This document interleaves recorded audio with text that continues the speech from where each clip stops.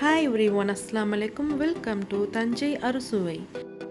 இன்றைக்கி நம்ம இப்போ பார்க்க போகிற டிஷ் பர்கர் முர்த்தபா எப்படி செய்யலான்னு பார்ப்போம்.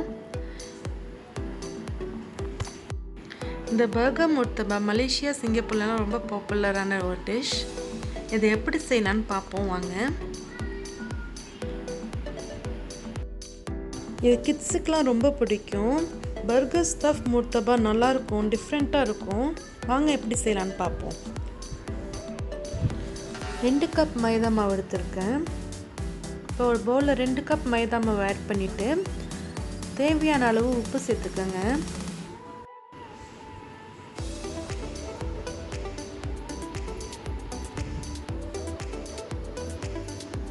ஒரு டேபிள் ஸ்பூன் கீயை ஆட் பண்ணி மெல்ட் பண்ணி நான் அந்த மைதா மாவில் சேர்த்துடுறேன். 1 டேபிள் ஸ்பூன் போதும். அதில் கொஞ்சம் கொஞ்சமாக தண்ணி ஆட் பண்ணி அதை நல்லா பிசைஞ்சிடலாம்.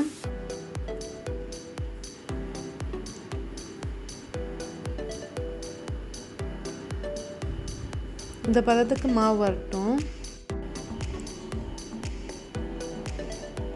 இதே மாதிரி மீடியம் சைஸில் அதை உருண்டை போட்டுக்கோங்க. ரொம்ப பெருசாக வேணாம், ரொம்ப சின்னதாக வேணாம். இப்போ அதை எண்ணெய் சேர்த்துடணும். அப்போ தான் ஒன்றோட ஒன்று ஒட்டாமல் இருக்கும். நான் சிக்கன் பர்கர் எடுத்திருக்கேன். இப்போ அதை ஃப்ரை பண்ணிக்கலாம். கொஞ்சமாக எண்ணெய் ஆட் பண்ணி ஃப்ரை பண்ணணும், ரொம்ப எண்ணெய் ஆட் பண்ணக்கூடாது.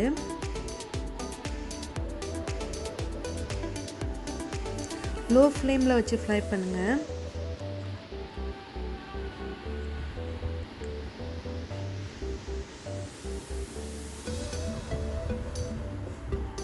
ஓகே, இப்போ ஃப்ரை ஆகிடுச்சு. இப்போ ஒரு பவுலில் 2 முட்டை உடைச்சி ஊற்றி அதை நல்லா பீட் பண்ணிக்கலாம்.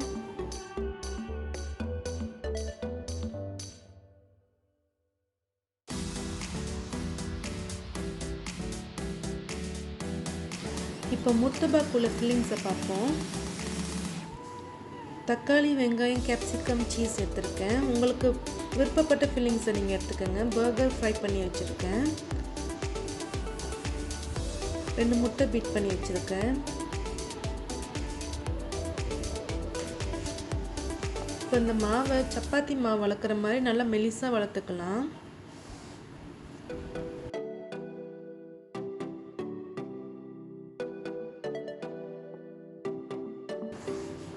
இப்போ ஃபில்லிங்ஸ்லாம் ஆட் பண்ணலாம். ஃபஸ்ட்டு முட்டையை நான் ஸ்ப்ரெட் பண்ணிடுறேன். அப்புறம் பர்கர் பேட்டி வச்சிடுறேன். அதில் தக்காளி, வெங்காயம், கேப்சிகம்லாம் நான் வச்சிடுறேன். சீஸ் வச்சுக்கிறேன். இப்போ அதுலேயே நான் மயோனீஸ் ஆட் பண்ணிடுறேன். 1000 ml சாஸ், சில்லி சாஸ், உங்களுக்கு பிடிச்ச சாஸையும் சேர்த்துக்கோங்க. நான் கொஞ்சம் பெப்பர் ஆட் பண்ணியிருக்கேன். இது ஆப்ஷனல் தான், பெப்பர் ஆட் பண்ணுறது. இப்போ இதை ஸ்கொயராக மடக்கிக்குவோம். இது மாதிரி முர்த்தபா ஷேப்பில் மடக்கிடணும். இதே மாதிரி முட்டையை லைட்டாக மேலாக ஸ்ப்ரெட் பண்ணிக்கோங்க. தவாவில் போட்டுட்டு லோ ஃப்ளேமில் வைங்க.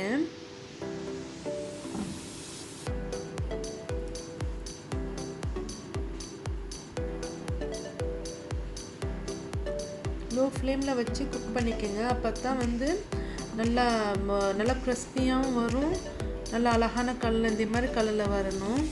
இல்லை ரொம்ப ஹை ஃப்ளேமில் வச்சுட்டா மேலே மாவு வெந்துடும், ஆனால் உள்ளக்க கொல கொலண்டே இருக்கும் அந்த மாவு. இதே மாதிரி சைட் பை சைடாக குக் பண்ணிக்கோங்க. நல்லா ப்ரெஸ் பண்ணி விட்டு குக் பண்ணுங்கள். இப்போ எண்ணெய் ஆட் பண்ணிடலாம்.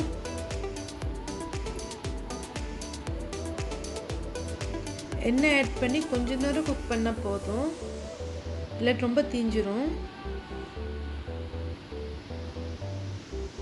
பாருங்க, ரெடி ஆகிடுச்சு. பார்க்கவே ரொம்ப எம்மியாக இருக்குல்ல. இந்த மாதிரி டிஃப்ரெண்ட்டான பர்கர் முர்த்தபா கண்டிப்பாக ட்ரை பண்ணி பாருங்கள். இப்போ அதை கட் பண்ணி பார்ப்போம் எப்படி இருக்குன்னு. வெளியே நல்லா கிறிஸ்பியாக நல்லா இருக்கு.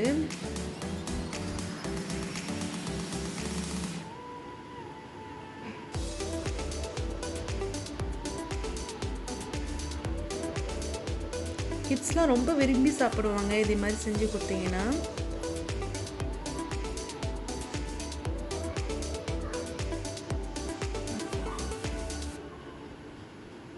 வா, உள்ளக்கெல்லாம் நல்லா சீஸ்லாம் மெல்ட் ஆகி நல்லா இருக்கும் சூப்பராக பார்க்கவே.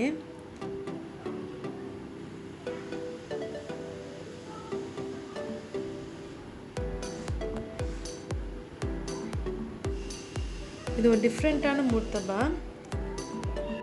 இந்த மாதிரி டிஃப்ரெண்ட்டான ரெசிபீஸ் உங்களுக்கு வேண்டாம் நம்ம சேனல் தஞ்சை அரிசுவை சப்ஸ்கிரைப் பண்ணுங்கள், லைக் பண்ணுங்கள், ஷேர் பண்ணுங்கள். மறக்காமல் உங்கள் ஃபீட்பேக்ஸை கமெண்ட்ஸ் எனக்கு சென்ட் பண்ணுங்கள். தேங்க்யூ ஸோ மச் ஃபார் வாட்சிங்.